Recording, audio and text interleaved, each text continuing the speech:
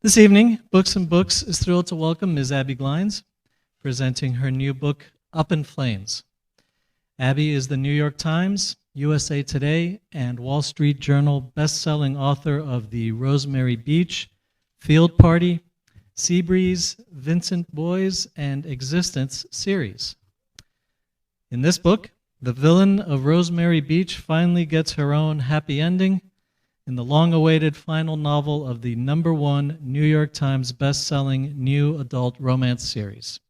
Here to tell us more about it, please give a very warm welcome to Ms. Abbi Glines.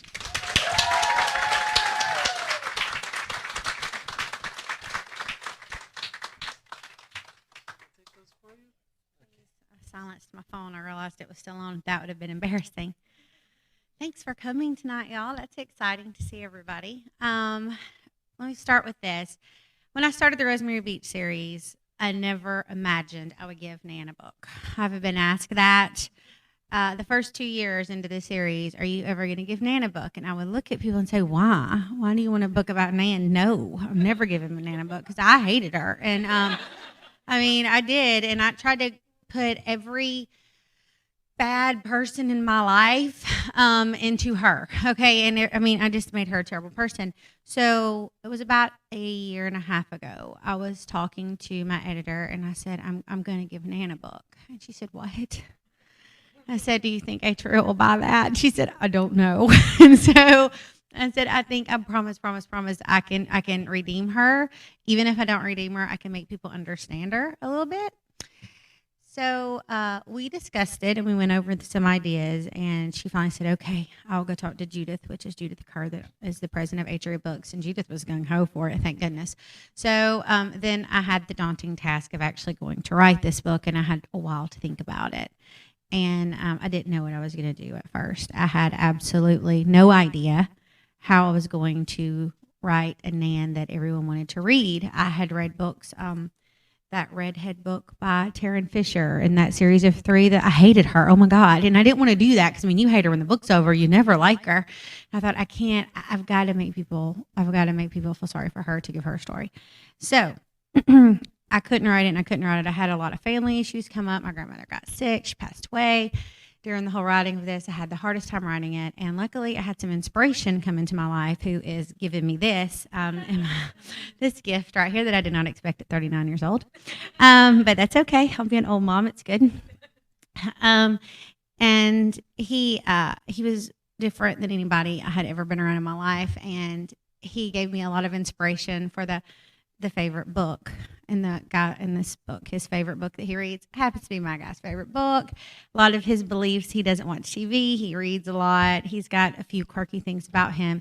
Not all like him. He's not a crime lord or anything. I promise. He's on the up and up. He was in the Peace Corps. But anyway, he inspired it. And I don't think if he had walked into my life, I could have finished this book because I was at a loss.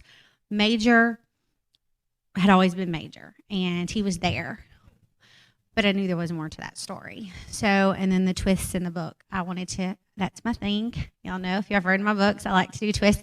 And I felt like if we were going to go out with Nan, we had to go out with a bang with this twist. And I didn't know what that twist would be. Honestly, I'm not going to lie to y'all. I was there at that scene, and I was like, I've got it. And I did it then. It wasn't pre-planned. I didn't go into it outlined. This is what I'm going to do. I had no idea. I just knew the twist would come. I didn't know about Nan's mom and dad issue until she walked down the stairs and overheard them herself. So sometimes I don't know the twist until I write it. And I'm like, oh, this is brilliant. I've got it.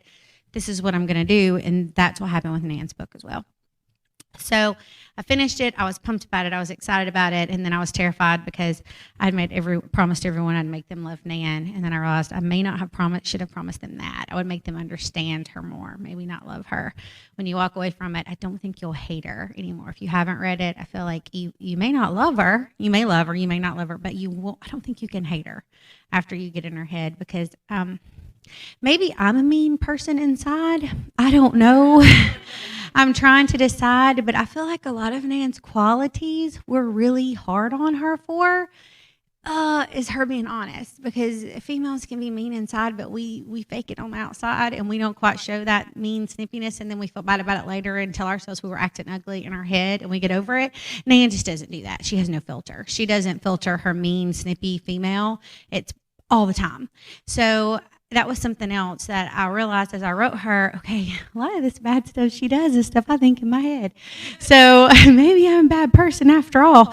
And I just filtered it. But that I tried to show that too. Nan wasn't your Blair who's precious. But honestly, do you know a Blair?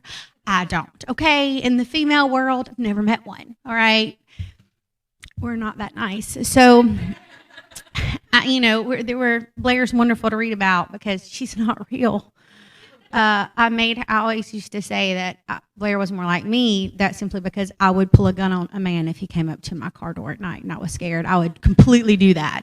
There was things like that I would do. So that is Blair. Those little things I did give her from me. But the sweet, kind, understanding, patient, forgiving soul. I don't think I'm that good. So I don't know that anybody is, except my grandmother. But other than that, I don't think anybody else is. So that's where the story of Nan came. And yes, I'm done with the series. And no, I'm not giving Major a book before I even get started with questions and answers. That series is done. I will give you Dean's novella, but I don't know what it's going to be yet. And it didn't come out this Christmas because my grandmother got sick. And some other family things started happening at home, and I could not write it. I'm still going to write that novella, and you're still going to get it for free, just like I promised. Hopefully, as soon as I finish, right now I'm writing the third Field Party book. And when I turn that in, I've got a new book that I have finished. I've got to do some changes to for the new publisher, and then I'm going to write Dean's novella. So you do have that little bit of Rosemary Beach to end it with, but I'm done if you've read until the end and you followed the Seabury series, maybe one day I will be back in the mood and I will do what I left y'all hanging on, and that until the end. But just finishing Rosemary Beach, that would kind of be awkward to make Nate an adult in a year. I mean, that just doesn't make sense. So I got to give it time and walk away. It's not days of our lives. We don't grow up overnight. So I'm going to give it some time and give Nate time to grow up. So anyway, that is all I have to say. But I am open for questions. Ooh, and there's light. So I can see you if you ask me a question. And he has you a microphone to ask it in. My first question is, when you wrote your first novel of the series, Fallen Too Far, what made you decide to have Nan be the bad person, but then in the book with Harlow, with her heart condition, what made you have Nan show compassion towards her when she's been the bad one the whole entire time? I think that in Fallen Too Far, I wanted a villain that was just terrible. And so I made Nan the villain, and I had intended to make her the villain the entire series. But in One More Chance, I had already decided I was probably giving Nan a book, and I better start working on it now. So now, granted, we turn right around, and when I'm gone, she is terrible again. But I just couldn't make her change overnight. That wasn't believable. So she was still, pretty bad in that one. But I realized it was about the time I wrote One More Chance that I was going to give Nan a book, and I decided she needed to have a few redeeming qualities, or I was never going to be able to pull it off. Yeah, because I wasn't expecting nobody that. Was. Nobody was expecting that. Nobody was. But I thought too it fit just because of her past, Nan's past with Grant. It was kind of like her letting that go and accepting it, kind of thing. So. No, I don't. Okay. All right. Question or comment? Just. I know there will be someone. Here we go. How is it different now working on a book than it was at the start? At the start, I did it because I was hungry. Y'all are laughing, but I'm very serious. I was trying to do something I could write at home and stay with my children. And so I wrote to pay the bills, and I also wrote stories that entertained me. And I wasn't putting a lot of thought behind whether someone else was going to enjoy it because I wasn't sure. And then everyone started buying them and surprising me because my goal was to sell 200 books. That was my big goal in life. And if I sold 200 books, I was there. So when 2 months later, when I found out I had sold thousands, I didn't know what to do with myself. So I guess now I feel like I have a little bit more weight on my shoulders. I didn't have then because I don't want to let readers down, but I can't let me down either. I've got to entertain myself because I started writing for me to begin with. So I try to make sure I'm entertained and hope everyone else is entertained in the process. But I also have to make sure it's not cliche and you can guess what's going to happen, which is why I always throw those twists in there that mess with your head, because I don't want you to have it figured out before the book is over. So that's how it's changed. Who's next? There we go. Don't be shy. Hi. I just wanted to say that you're amazing and I love you. You're my favorite author. Thank you very much. I just wanted to ask you personally, which one out of all your series is your favorite couple? This is a really hard one for me. I was asked this. I still think that my favorite couple is probably Grant and Harlow, just because of the mom aspect of it, and it always was. Grant and Harlow were actually inspired after a relationship my brother had when he was younger, and he didn't get the happy ending. So I wanted to write the happy ending in the way I wish it had happened for him. And that's the how the Harlow and the Grant story came about. Now, the girl that was in Jody's life was not a rock star's daughter, but the rest, was inspired. That was inspiration for it. So I think that that's not my favorite book that I've written, but my favorite couple that I've written. Okay, thank you. You're welcome.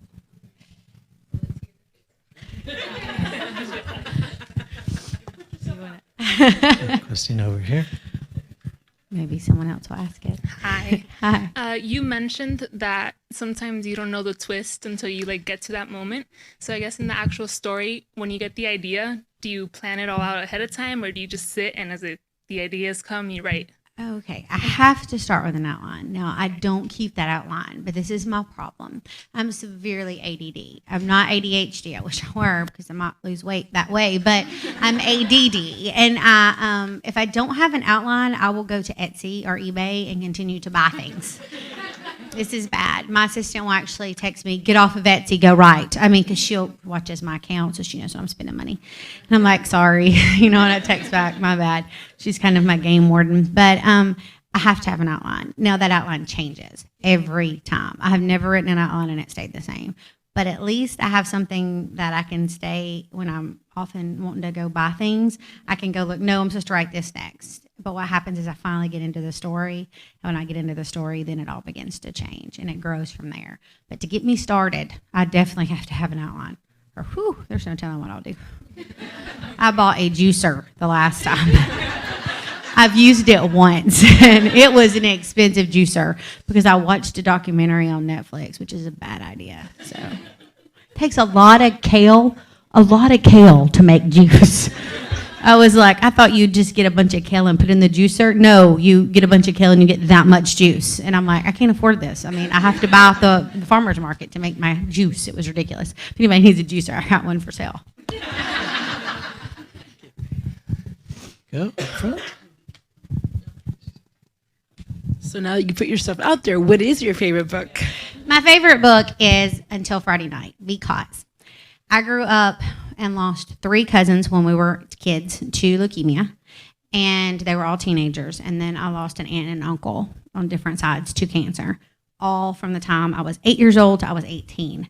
We lived through close family members dying of cancer, and I watched it, and I lived it, and I lived in hospitals. My one cousin that I was so close to, we lived at the hospital. I was a kid. I remember my mother still has postcards they would give me to color on and play with the nurses to keep me entertained in the waiting room, because it was so, I watched that and I knew that I had to do it and get in depth with it at some point, because I had seen those details. I had lived those details. I had not lost a parent, but I knew what it was like to lose someone close to me. So writing Maggie and West and their story, I don't know if it was cleansing for me, or I don't know, just kind of putting it out there as to what he would be going through. That is my favorite story I've written, and I think it probably will remain so for a long time. So it was hard to write, and I cried writing it, but I enjoyed writing it. Questions, comments? Who else has a question? Come on, everyone. There we go. I know you guys are also shy. But question in the back, and then I'll come to you.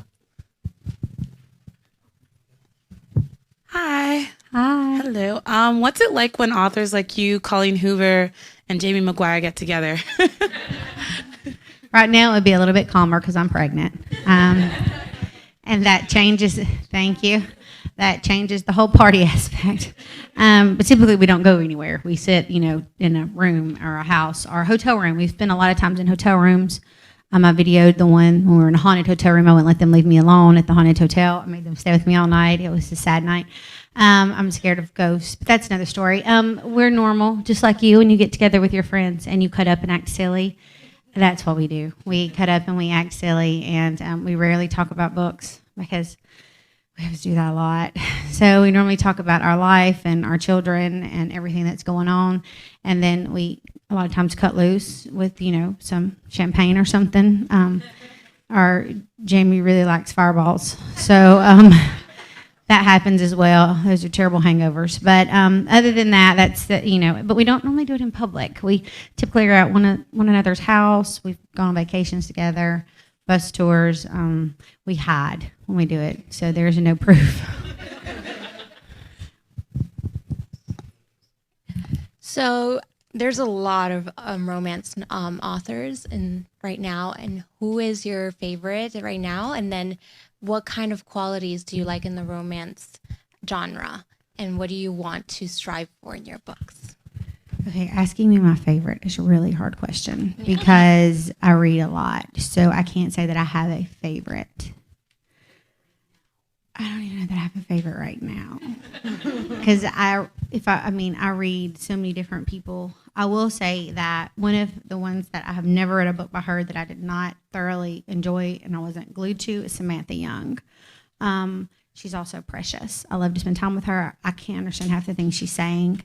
She has a super thick Scottish accent. I talk like this. We are a mess when we try to talk. Super sweet, and we sit there patiently with each other trying to converse because she is a wonderful person. I do not understand what she's saying. She doesn't understand what I'm saying either. So we need an interpreter. But other than that, she's great. I love her. I've never really been let down by her books, and I guess that when people even tweet me about book recommendations, she really is the first author I think of. She's my first to go to. She's what I like to read, so that would be mine. As far as quality, I need something that's going to make me tear up. It's not just going to be a relationship drama, but other aspects in my life. It needs to have a realistic feel. We cannot be in love in 5 minutes or 24 hours. I just am not feeling that. If we're in love, it's got to be built. It's got to build. Maybe you got to hate each other at first even. I don't know. They got to go through some tough times together, and there's got to be something else to the story.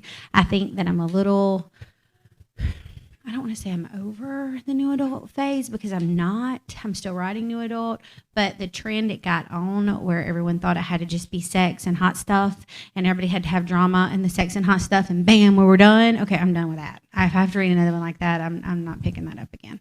I feel like we almost forgot the storyline aspect there for a while. And I think it's coming back to that because those books tend to quit selling. And we're coming back to more storyline and things other than the bedroom. So, or the kitchen table or wherever it was happening. There.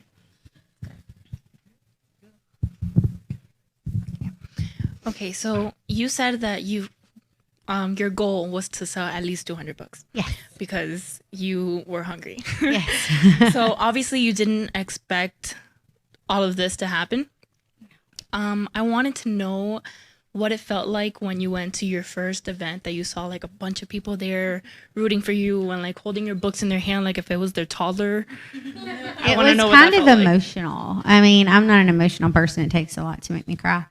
I don't get real emotional about things, but it was a moment. I mean, it was almost like, am I at the right place? Is this where I'm supposed to be? I just wrote a book. I mean, I didn't quite understand it. I was thankful for it. I was blown away. I remember when the day was over, the signing and my hand being sore and thinking, wow, how did this happen? This is not what I expected. I'm glad it happened, but I never expected it in a million years.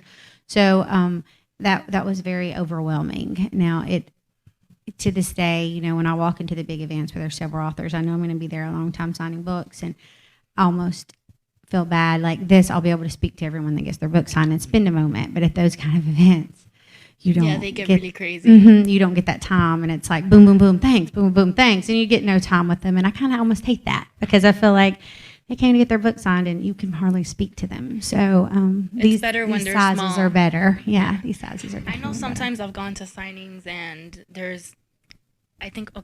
I went to Wicked Book Weekend, and I guess Olivia Cunningham doesn't do a lot of book signings. Yes. And her line was huge for the entire signing. So I would understand why it's kind of like we travel to meet you and it's kind of a letdown, but because we can't really talk to you for long. Right. It's a hurry. I'm gonna have to tell you a funny Olivia Cunningham story. I like her too. She's another author I like. I didn't know what she looked like. Okay, so I was in Scotland year before last, and I needed a ride to the signing, and I went outside, and this lady was like, "You can ride with me," and I was like, "Sure." It's Olivia Cunningham, and I didn't know it, so I just got in the car with her. I knew she was going to the signing. She didn't look scary at all. We start talking. I find out who she is, and I went quiet and stared at her a moment, and she thinks this is funny, and I finally told her, I said, "I'm having a moment. If you could just give me a second." I felt so silly, but I had been reading her and I loved her, and I was like, I've just got in the car with one of my favorite authors. Oh my God, and I hadn't met her, but she does not do a lot of signings. She's very hard to find. So yeah, when you get her at a signing, it's insane. I rode with her in the car. Should have had my books. Hi. Hello. I wanted to know, how does it feel to know that you're closing this chapter in your life? No pun intended. The Rosemary Beach, yes. Relief. I love Rosemary Beach, but Falling Too Far was supposed to be one book, then it ended tragically, and I was done. It was just supposed to be a sidetrack to give me a refresher before I went back to the Seabury series. I never meant to write 13 books. I've enjoyed it, don't get me wrong. Had a great time with the series, loved it. But I'm ready to move on and do other things. I have a lot of standalone ideas, one I've already written, sold to Macmillan. It won't come out though for a year, so you don't get too excited. But I'm also going to do some and make them novella, pop them up into novella form, so I can self-publish, because that's the only way I can self-publish. And between my published books come out, because I have a lot of ideas and I want to do something new. And when you're in a series, you can't. You're stuck in that series, and you can't do these new ideas. So I'm excited. I love Rosemary Beach. They're great, but I need something new, and this is exciting to know I have that opportunity now. I'm excited for you too. Thank you. Hi, I have a question regarding, because we're just talking about how crazy lines sometimes makes. Mm-hmm. I've been one of them that I will make a line for you in Book Bash, because we drive all the way to Book Bash, because why not? Yeah. So my question is, not right now, obviously, because you're pregnant, like, Yes. duh, but who will be an author that you will think you will like, I'm making this line, I'm staying here for as long as I can and just make this line for this author?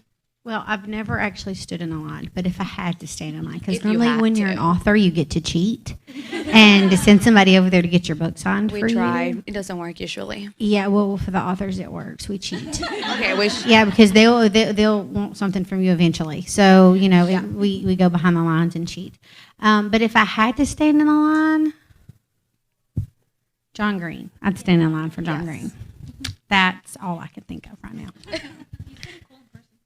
I can imagine he would be. Just watching him on YouTube, I think he would be really cool in person. I think he would be awkward. He seems like he would be awkward.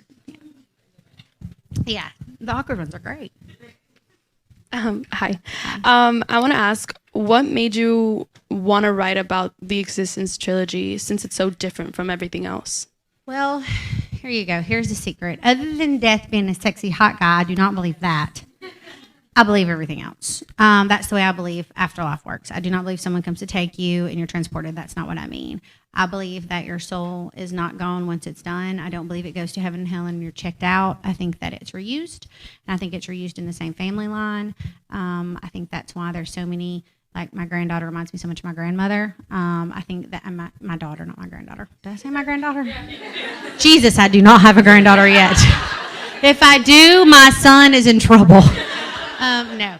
My daughter reminds me so much of my grandmother that passed away years before she was born. I think that the souls are reused in each family. I think that's why you have deja vu. I think that is how that works.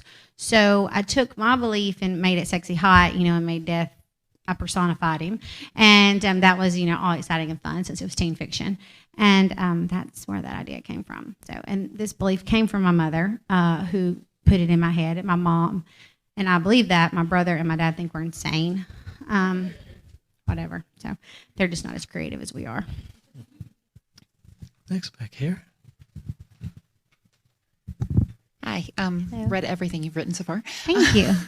Question: how's it like having a now young teenage daughter, knowing that mommy writes romance novels? Is there a point you think she's going to want to read your books? No, or? we've already discussed this. Yeah, she has no desire to read anything that I've written with sex in it at all. And I try to get her to read until Friday night because she likes Street. She likes Jennifer Armentrout. She likes a few different authors. And she said, Mom, I tried. This is the problem. When I read your books, I hear your voice in my head. She said, I can't escape and pretend like it's somebody else. And she said, it's you telling me this story, and I can't get into it.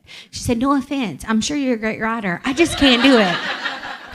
So she'll come back, every once in a while she'll get frustrated because she'll go, some stupid person at school said you write sex books. I said, well, there are a few of them that we could call that. And she was like, well, I told them you write teen fiction too. And I'm like, baby, you can't get upset over that. These are teenagers. And we live in the Bible Belt. And this is what they've heard their mamas or daddies say at home about me and, whatever. So she gets frustrated with it a little bit. My son likes it because the older girls in the high school tend to come want to get books signed and come for the hookup. And he really likes me for that. So he could care less about my books. He doesn't read. But Annabelle is probably will never read my books, just to be honest.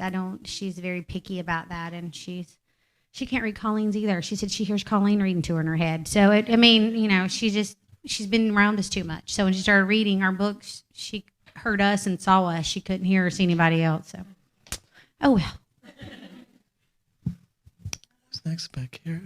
This gentleman's been waiting. You already opened up the topic. Why are you afraid of ghosts? Because I had to live in a house that was haunted for 4 years. And the woman never did anything to me. And I'm convinced it's the woman that passed away in the house, okay? Because it was her dream home. Her and her husband built it. That's the only people that live there. But at night, she would go up and down the stairs all night long right outside my bedroom. She would get in, and it wasn't just my ear. She did it to other people that would stay the night there like adults. Like when I was a teenager, the adults would not sleep in that room when they would come visit because she would get in their ear and say their name over and over and over again until it woke them up. And she wasn't mean. She was just quirky. Okay, well, I didn't think it was funny. So when I was in the house by myself, I didn't like it when she would turn on. We would be in a room, and she would decide to turn on and off lights on the other side of the room and over here just randomly. It was never the same lights. And she thought it was funny, and I didn't think it was funny. And so now I'm terrified of ghosts because I don't like to be startled by something I can't see. My dad does not believe that house was haunted, and he thinks my mom and I are crazy. My brother does agree that it was haunted because he had a few experiences. My dad never had an experience and thinks we're all insane. So, but when I got married and moved out of that house when I was 19, I was very thankful because I did not like living there. So that's why I've never had a ghost actually scare me. I just don't want something to be there that I can't see doing things. That freaks me out. And I've probably watched too many scary movies. Who had their hand up over here? Okay, venturing off the book subject, I noticed that you love Disney. Yes. And I'm a fellow Disney fanatic. What is your favorite movie and your favorite ride at Disney? My favorite ride is always going to be Splash Mountain. The runner-up to it, though, is Pirates of the Caribbean. Not Pirates of the Caribbean. I'm sorry. Peter Pan. I was trying to say the P word. The reason why it's Peter Pan is I went in 78 when I was a year old with my mother, and I didn't remember anything from it, I thought, but I didn't get to go again until I was 18. And I was on Peter Pan's flight and realized I had dreamed about this my entire life, and I thought it was a dream. And I'm like grabbing my mom's arm going, oh my God, I dream this all the time. She was like, you wrote it a lot, 1978. And I was like, oh, so that's why that's my favorite, is because that was the only thing I remembered from that childhood experience. But as an adult, I love Splash Mountain. My favorite movie, probably gonna be, that's hard. I've watched so many Disney movies. I'm gonna say Toy Story, all three of them.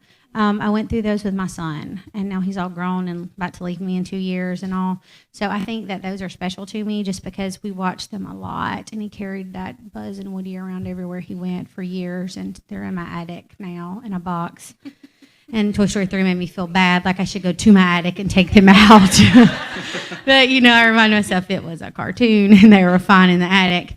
I don't think he wants me to bring them down to his room now, but those would probably be my favorite. They just mean more to me, I think, than the others. But I love anything Disney. I'm a Disney freak. Who's next? Comment, question? Okay, here we go. Like we said earlier, you have a lot of books out, but do you still find it surreal to see them out on bookshelves? Sometimes. I think the bookshelf thing was something I had to see, I wanted to see, and once you've seen it, you've seen it. Now, when I do walk into some bookstores and there's a lot of my books and I realize how many books I have when they have a lot of them, that is like, wow, I did that, but most of the time they just have the first few newest ones. You don't see, every once in a while, Books A Million in Alabama. Maybe it's because I'm from there and they're from there. I don't know.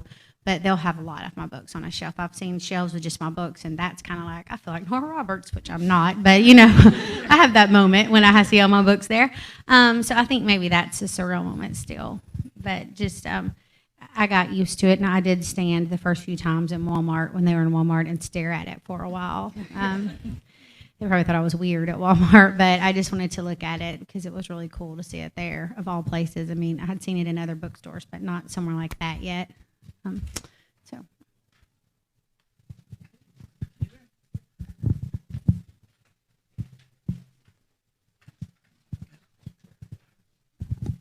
Hi, how are you? Good, how are you? Good.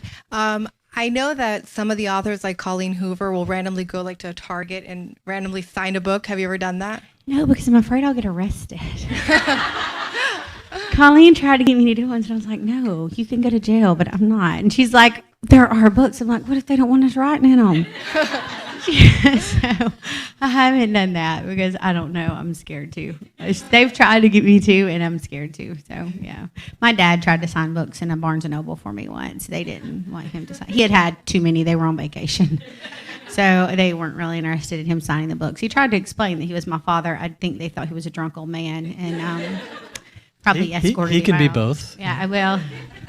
He used to be a principal, so it wasn't his groove to be a drunk old man. But anyway. Who's next? Hi. Well, meaning that you kind of opened the door talking about when you were married, obviously things have changed now. How is that starting all over again and that experience and now having children and kind of having that experience of already being married and then kind of being able to get a do-over almost? Well, I had been with him. We got married when I was 19. So as marriages go, they're going downhill for a while before they end. So I was prepared for it, and it was almost a relief when that part was over, just because the kids were ready for it to even be over, and that's sad to say. So that was hard. Christmas time and everything was an adjustment for the first time in our lives. Obviously, my kids are older, so that was easy, teenagers. It's exciting to have new experiences. He's happy now. I'm happy now. We were not happy together. The kids are happier, and it was scary at first. It was really scary, but I have a really good support system and parents, and my kids, like I said, are older. I'm very close to my 15-year-old daughter. She was great through all of this. So my best friend was great through all of this. It helped a lot through all of that, but it's exciting as it is scary, even though I'm 39, 20 years later doing it again. It's like, wow, okay, I thought this part was over in my life. So, it was, it's an exciting, scary experience, I guess I should say. Well, good luck. Thank you. Who else has a question? No? Here we go.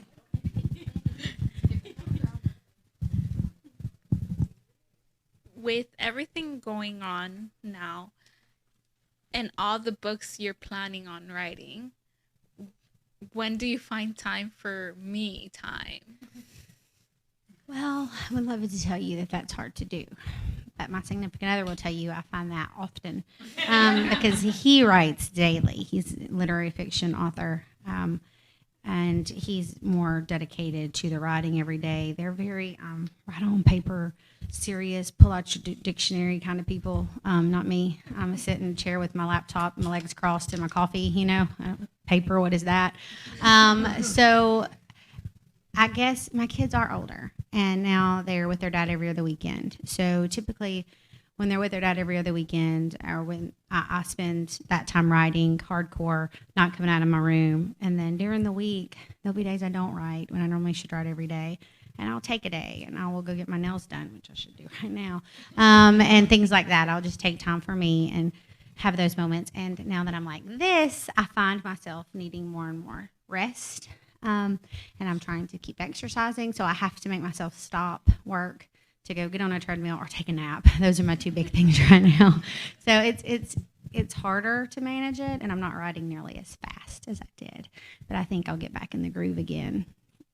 Everything's just kind of changed over the past 9 months. So I'm sure I'll get back in the groove. But I do find time for myself if I have to.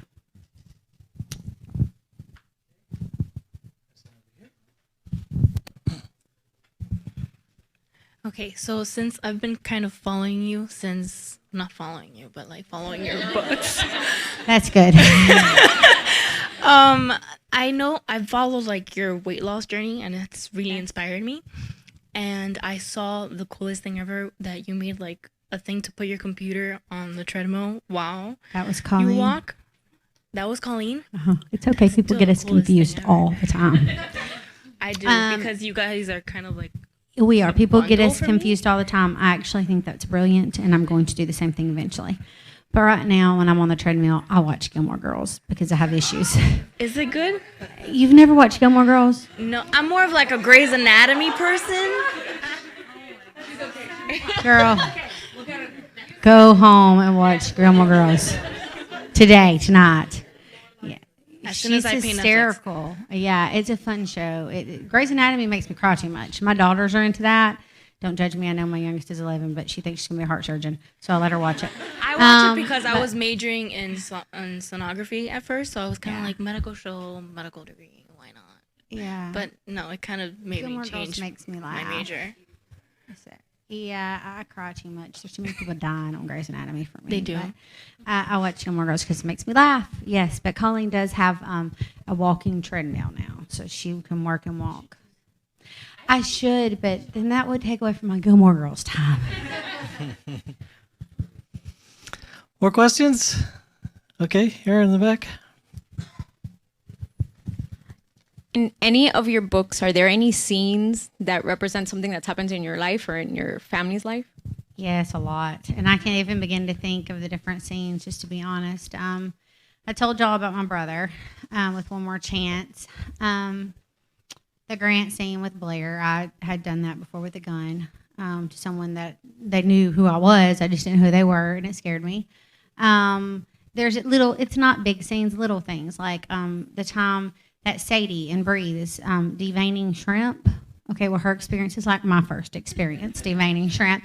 And I just gave you my experience with the whole situation. It was a terrible moment for me, too. And so I put little things in there. I don't really put big things, but I take little moments that I can actually describe. And if it's something I can't describe and I've got to write it and I need to go research it, I will. Which, like the whole and Up in Flames, the helicopter scene. Now, I wasn't with my best friend and none of that exciting stuff happened, but I did need to see what it was like to fly over the strip in a helicopter, so I did go do that just to check it out. But sometimes I'll have to go do things like that just to be able to write about it. Okay. Yeah. I hated it. It was just terrible. Hello again. How did you pick the location of Rosemary Beach? Ever since I read the stories, I've been nagging my husband to take me there. It's a really cute place. In the spring of 2012, we were there for spring break with my kids, with some friends of ours. And I was sitting in the little outside patio to the house we were in, looking at the town and the quaintness of it, and it's uppity, like I write it. It doesn't have a Carrington Club like her sweatshirt says or anything like that. I made all that up, and it's a fairly new town. It's not as old as I make it sound. But I liked it, and I started the Fallen Too Far idea actually came to me when I was there. And again, I didn't mean to make a series. I was just writing one book. So I thought this would be the perfect town to do it in. I'll put him here and I'll throw her from where I grew up into this place and make her, figure it out. And the whole idea came to me that way. I never imagined I would be writing a whole Rosemary Beach series. But that's why. I mean, I write what I know. And so I needed to get out of, I had been writing Sea Breeze, which is basically Gulf Shores, Orange Beach, where I live. And that's what I knew. So this is something different. So I was like, I can write this now because I know this. So that's how that worked. Over here in the third row, 1 second.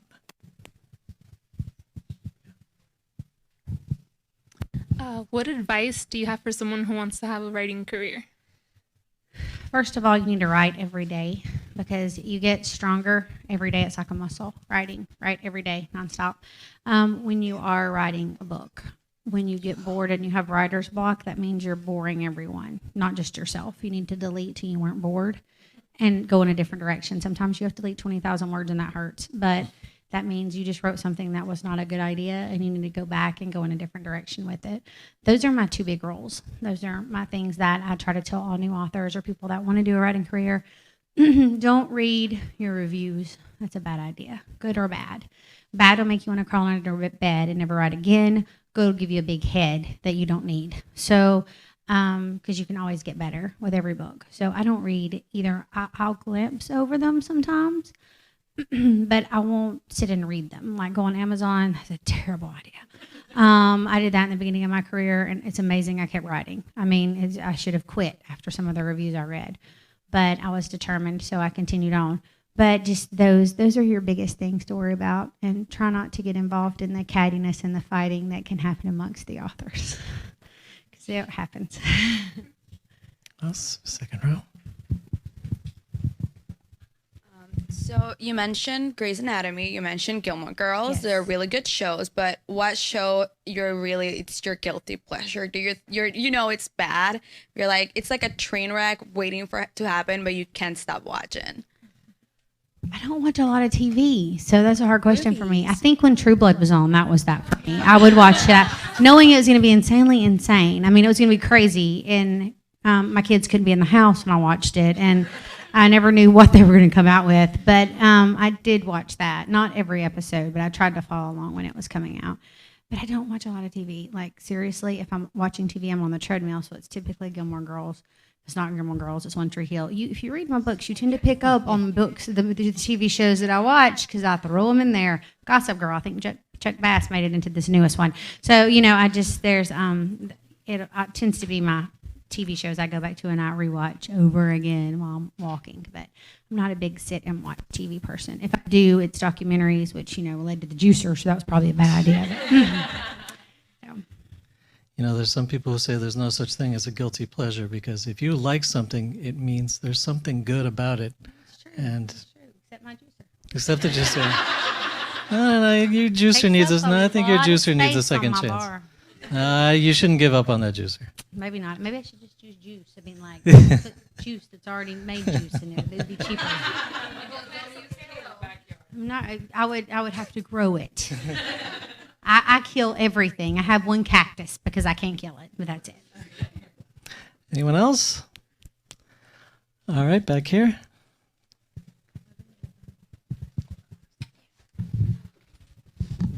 Versus what you write, which is all the romance and sex stuff. Did you have a strict upbringing? Well, I was raised in a Pentecostal home. However, my mother is a liberal, which is an interesting combination. I went to a Christian Pentecostal church school. I graduated from there. But again, my mother was the headmaster, and she's not your typical, when you say Pentecostal and my mother believes people's lives get other souls, get other lives, those don't go together, okay? So when I say liberal, I mean it. She has a very liberal way of thinking. So yes and no. I mean, they watched me. They wouldn't allow me to do certain things, but they weren't as strict as some of the other kids I had to go to that school with. They had parents who wouldn't let them listen to specific music, who they wouldn't let us have dances at school. So I created something called a homecoming bash. I didn't call it a dance. And hey, we started dancing, but that was not what it was called. So, we did things like that to kind of break the rules. But I guess maybe it was strict for some, but I think that according to my friends, it really wasn't as strict as theirs. My parents weren't that bad. They trusted me more than they should have. I got married at 19, if that tells you anything. It's a bad idea. All right. Folks, if there are no more questions, then a note to our internet audience watching at home that there is still plenty of time for you to call the number on your screen, and you can get Up in Flames, as well as Until Friday Night, which Abby mentioned during the Q&A. Yes, and now it's out of paperback. Yeah. It wasn't hardback. Now it's paperback. We could get that shipped to you wherever you are in the United States free of charge. For those of you here in the house, we have the books as well as many, many of Abby's previous titles for sale in the front room over there. She's going to be signing here at the table to the left of the podium. And this has been great. Please give another hand to Abbi Glines. Thank you very much. Thank you, Abby.